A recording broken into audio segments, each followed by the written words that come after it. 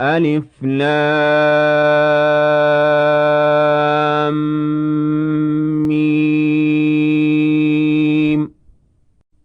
ذلك الكتاب لا ريب فيه هدى للمتقين الذين يؤمنون بالغيب ويقيمون الصلاة ومما رزقناهم ينفقون والذين يؤمنون بما أنزل إليك وما أنزل من قبلك وبالآخرة هم يوقنون أولئك على هدى من ربهم وأولئك هم المفلحون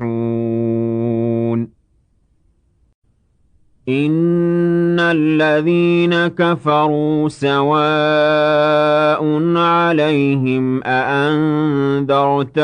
أم لم تنذرهم لا يؤمنون ختم الله على قلوبهم وعلى سمعهم وعلى أبصارهم غشاوة